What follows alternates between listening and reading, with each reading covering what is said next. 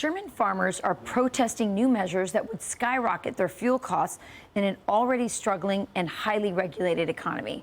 They've been taking to the streets and highways in their tractors, stopping traffic and dumping hay and manure in their wake.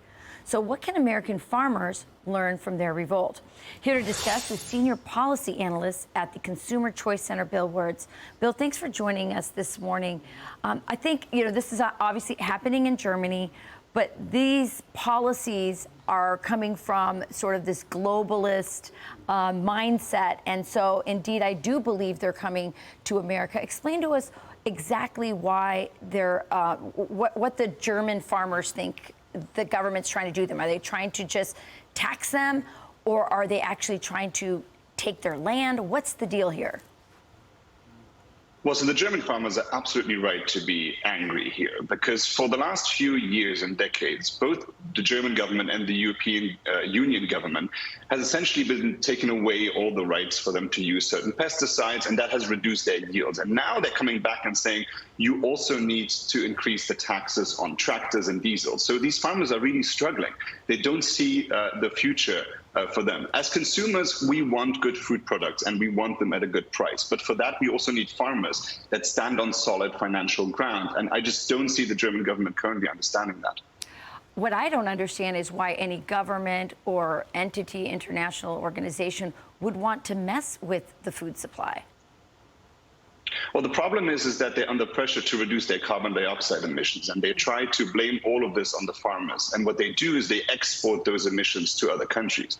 So if you don't produce your food products in Germany, but you import them from abroad, then those emissions are in other countries. So on paper, it looks like you pursued good green policies, but in actuality, you increased food prices for consumers and you bankrupt all your local farmers. Yeah, it all feels very intentional.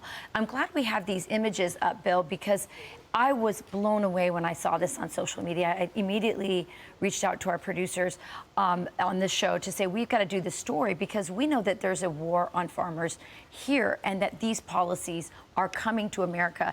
Talk to me about that and also about how effectively these farmers fought back, because they were able to win in this case, and it was because of how organized they were, right?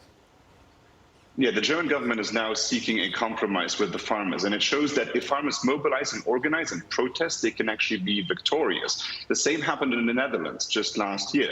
So we see that if farmers organize, they can make a difference. However, that doesn't seem to currently be affecting the green policies that many European countries are pursuing. So it will take more action.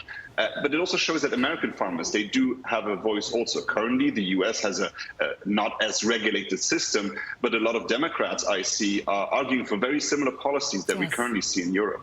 What would be your advice to Americans before we get to this point that the German farmers are? What would you say to Americans right now, advising them so that we don't go down that path?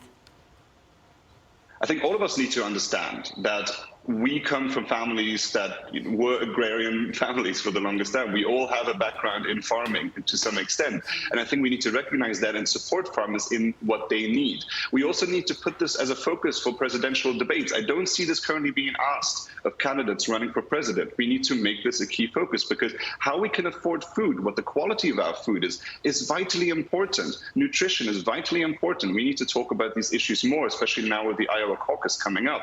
The U.S. has a very good farming system, but it needs to preserve that. It needs to understand where that comes from. So I think it's vital that we make this a key issue in political debates also. I couldn't agree more. There is a war on American farmers and ranchers. There needs to be more attention before we get to this point that the European farmers are in. Bill, thanks for joining us. Such an important topic. Thank you for having me. You got it. I'm Steve Ducey. I'm Brian Kilmeade. And I'm Ainsley Earhart. And click here to subscribe to the Fox News YouTube page to catch our hottest interviews and most compelling analysis.